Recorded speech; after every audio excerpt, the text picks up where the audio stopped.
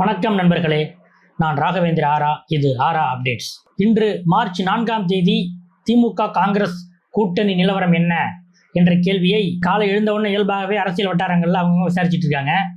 அவர்களுக்கு பதில் சொல்லும் விதமாக இன்று காலையிலேயே காங்கிரசின் நாரதர் என்று அழைக்கப்படக்கூடிய விருதுநகர் எம்பி மாணிக் தாக்கூர் இன்று காலை அவரது சமூக தளத்திலே ஒரு பதிவை போட்டிருக்கிறார். அதாவது தனி மனிதர்களுக்கு சில கருத்துக்கள் இருந்தாலும் கட்சி மேலிடம், கட்சி தலைமை என்ன முடிவெடுக்கிறதோ அதை முழு அர்ப்பணிப்போடு அதை ஏற்றுக்கொண்டு அதன்படி செயல்படுவதுதான் காங்கிரஸ் கட்சியுடைய ஒவ்வொருவருடைய கடமையாக இருக்கிறது என்ற ரீதியிலே அவர் இந்த ஒரு பதிவை போட்டிருக்கிறார். அதாவது இதுவரைக்கும் ஆட்சியில் பங்கு, அதிகாரத்தில் பங்கு, நீங்கள் தோற்ற இடங்களில் எங்களுக்கு கொடுங்கள், அந்த மாநிலத்தில் ஆட்சியில் பங்கு வகிக்கிறோம், இந்த மாநிலத்தில் ஆட்சியில் பங்கு வகிக்கிறோம் என்றெல்லாம் பேசி வந்த மாணிக் தாக்கூர் இன்றைக்கு என்ன சொல்லியிருக்காருன்னா, மேலிடம் என்ன முடிவெடுக்குதோ அதற்கு கட்டுப்பட்டு நடப்போம், அதுதான் காங்கிரஸ் கட்சிக்காரனுடைய டிசிப்ளினுக்கு அழகு என்று அவரே சொல்லியிருக்கிறார்.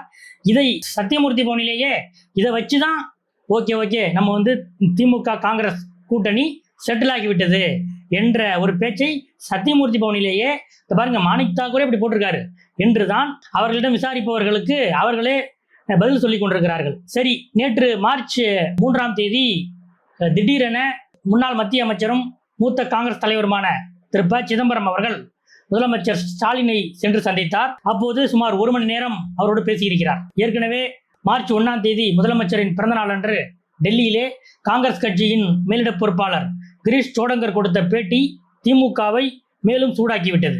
அதாவது முதல் கட்ட பேச்சுவார்த்தையில் திமுக எங்களுக்கு 25 இடம் தான் சொன்னாங்க, அதை நாங்கள் ஏற்றுக்கொள்ள முடியாது, எங்களுக்கு அது போதாது என்று சொன்னவர் தமிழக வெற்றி கழகம் பற்றியும் சில கருத்துக்களை அந்த பேட்டியிலே வெளியிட்டிருந்தார். அது மட்டுமல்ல, நாங்கள் ஏற்கனவே காங்கிரஸ் சார்பிலே திமுகவுக்கு நிறைய விட்டு கொடுத்திருக்கோம், இந்த முறை திமுக எங்களுக்கு விட்டு கொடுக்க வேண்டும் என்று சோடங்கர் சொல்லியிருந்தார். இந்த கூற்று திமுகவுடைய தலைவர் வரைக்கும் மிக கடுமையான கோபத்தை ஏற்படுத்தியது. இருந்தா இருக்கட்டும், இல்லைன்னா போகட்டும் என்ற முடிவில் தான் முதலமைச்சர் ஸ்டாலின் இருந்தார்.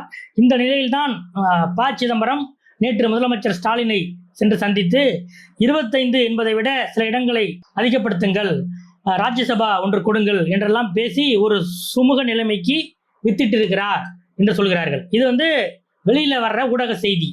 ஆனால் சிதம்பரம் ஏன் அவசரமாக முதலமைச்சர் ஸ்டாலினை சென்று சந்தித்தார் என்பதற்கு வேறு விதமான ஒரு ஆபரேஷன் இதற்கு பின்னணியிலே நடந்திருக்கிறது என்கிறார்கள் அறிவாலய வட்டாரத்தில். என்ன அப்படின்னு கேட்டீங்கன்னா, ஒரு சில நாட்களுக்கு முன்பு காங்கிரசின் தேசிய பொதுச் செயலாளர் வேணுகோபால் காங்கிரஸ் கட்சியின் சட்டமன்ற உறுப்பினர்கள், நாடாளுமன்ற உறுப்பினர்கள் ஆகியோரிடம் நாம திமுக கூட்டணியில் இருக்கலாமா அல்லது வேறு முடிவெடுக்கலாமா என்று நேருக்கு நேராக அலைபேசியிலே போன் செய்து நேருக்கு நேராக ஒரு சர்வே போல எடுத்தார் என்று கூட நாம் நேற்றைய வீடியோவிலே அது பற்றி விரிவாக பேசியிருந்தோம். எம்எல்ஏக்கள், எம்பிக்கள் மட்டுமல்ல, முன்னாள் மாநில தலைவர் KS அழகிரி, முன்னாள் மாநில தலைவர் KV தங்கபாலு மற்றும் திருநாவுக்கரசர், பீட்டர் அல்போன்ஸ் உள்ளிட்டவர்களிடமும் இந்த கேள்வியை KC வேணுகோபால் கேட்டிருக்கிறார். இதிலே தமிழ்நாடு காங்கிரஸ் கட்சிக்கு இப்போது இருக்கிற 17 எம்எல்ஏக்கள், 18 எம்எல்ஏக்கள் இருந்தாங்க, ஈரோடு கிழக்கு இப்ப இல்ல, திமுக வசம் இருக்கு. இந்த 17 எம்எல்ஏக்களில் 12 எம்எல்ஏக்கள் திமுகவுடன் தான் இருக்க வேண்டும் என்று சொன்னதாகவும், அதே போல எம்பிக்களில் 4 பேர் திமுக வேண்டாம், திமுகவை கூட்டணி வேண்டாம் என்று நாம் முடிவெடுக்கலாம் என்று சொன்னதாகவும் உளவுத்துறை மூலமாக முதலமைச்சர் ஸ்டாலினுக்கு ஒரு ரிப்போர்ட் சென்றது. அப்படின்னா திமுக கூட்டணியை யார் எதிர்ப்பது, யார் ஆதரிப்பது என்று அந்த வெறும் நம்பர்ஸ் மட்டும் இல்லை, யார் யார் என்ற விவரத்தையும் முதலமைச்சருடைய தனி பார்வைக்கு உளவுத்துறை அனுப்பியது.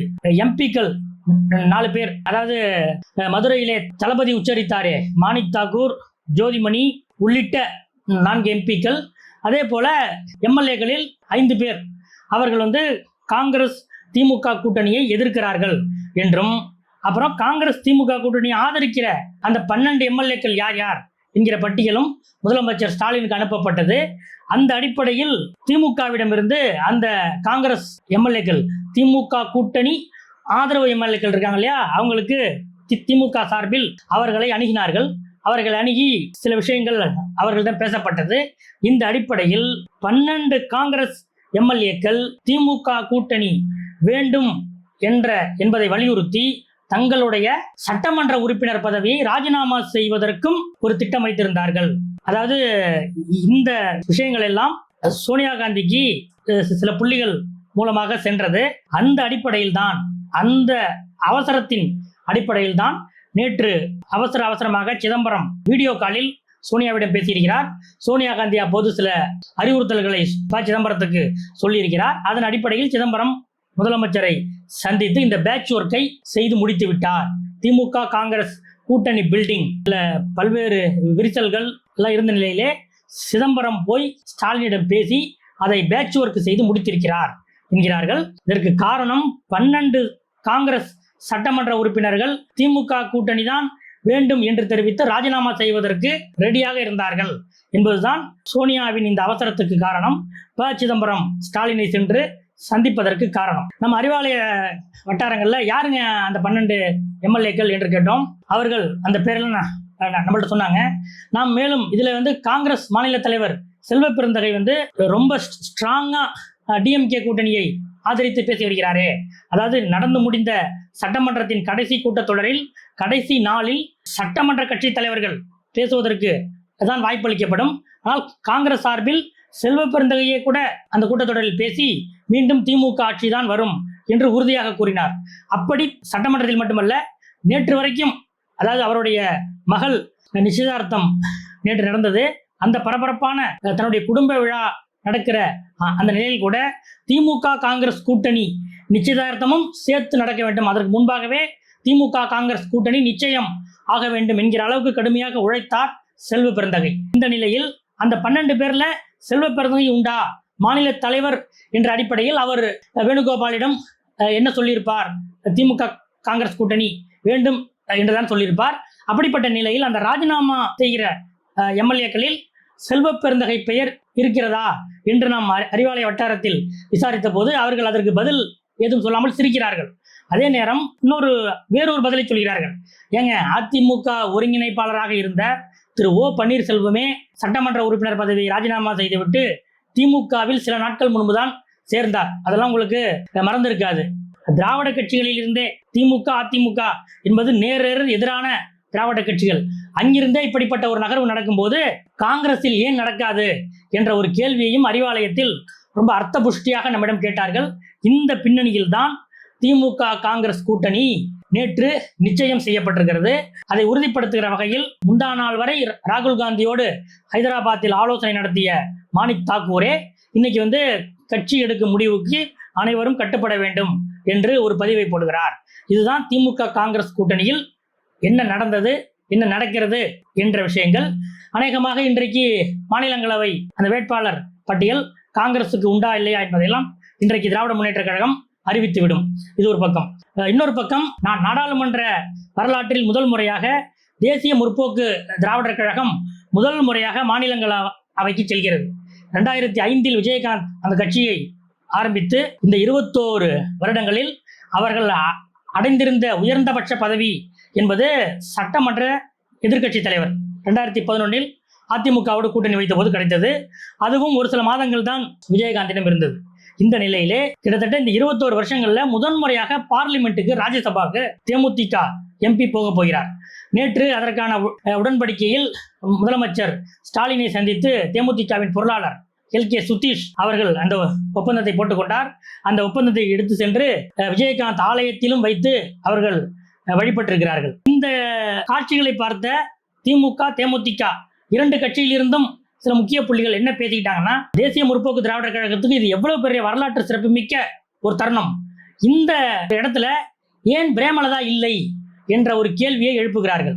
மார்ச் 1 முதலமைச்சர் ஸ்டாலினுடைய பிறந்த நாள். அதற்கு அனைத்து கூட்டணி கட்சி தலைவர்களும் நேரடியாக அறிவாலயத்துக்கு வாழ்த்து தெரிவித்தார்கள். கூட்டணி இருக்கிறதா இல்லையா என்றெல்லாம் அப்போது உறுதிப்படுத்தப்படாத நிலையில் இருந்த காங்கிரஸ் கட்சியின் மாநில தலைவர் செல்வ பெருந்தகை கூட முதலமைச்சரை மனதார வாழ்த்து சென்றார். அரசியலுக்கு அப்பாற்பட்டு பல்வேறு கட்சி தலைவர்கள், நிர்வாகிகள் வாழ்த்து சென்றார்கள். சமீபத்தில் திமுகவில் சேர்ந்த ஓ பன்னீர்செல்வம் கூட 1 மணி நேரம் காத்திருந்து முதலமைச்சரை வாழ்த்தினார். இப்படிப்பட்ட நிலையில் முதலமைச்சருடைய பிறந்தநாள் அன்றும் பிரேமலதா அறிவாலயத்துக்கு நேரில் அவரை வாழ்த்தவில்லை. அதற்கு அடுத்தது மார்ச் 3 இப்படி ஒரு வரலாற்று சிறப்புமிக்க ஒரு நாள். தேமுதிகவுடைய MP ராஜ்யசபாவுக்கு போகிறார்.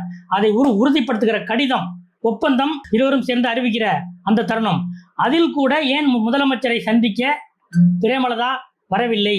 ஏன் இந்த 2 முக்கியமான விஷயங்களை பிரேமலதா அவாய்ட் செய்து விட்டார் என்ற ஒரு கேள்வி 2 கட்சி புள்ளிகள் மத்தியிலும் எழுந்திருக்கிறது. அன்றைக்கும் சுதீஷ் தான் வந்தார், இன்றைக்கும் சுதீஷ் தான் வருகிறார். ஏன் என்ற கேள்வி ஓடிக்கொண்டிருக்கிறது. ஒருவேளை தேமுதிகவை கூட்டணியில் சேர்த்த போதே சில திமுகவினர் பகிரங்கமாகவே சமூக தளங்களை வெளியிட்டார்கள். இந்த அம்மா கூட்டணி என்பது வரைக்கும் நம்மிடம் ஒரு மாதிரியாக இருப்பாங்க. கூட்டணி முடிவாயிடுச்சுன்னா, அவங்களுக்கு ராஜ்யசபா கொடுத்தாச்சுன்னா அவங்களோட டோனே மாறிடும், நீங்க வேணா பாருங்க என்று அப்போதே திமுகவினர் சிலர் எச்சரித்தார்கள். அந்த எச்சரிக்கை ஒருவேளை உண்மையாகி விட்டதோ என்ற ஒரு சந்தேகத்தை தான் பிரேமலதா கடந்த 2 முக்கியமான சந்தர்ப்பங்களில் முதலமைச்சரை சந்திப்பதை அவாய்ட் செய்ததன் பின்னணியா என்ற ஒரு கேள்வியும் இருக்கிறது. இதுதான் இன்றைய அரசியல் அப்டேட். அடுத்தடுத்த அப்டேட்டுகளோடு உங்களை அடுத்த வீடியோவில் சந்திக்கிறேன். நன்றி.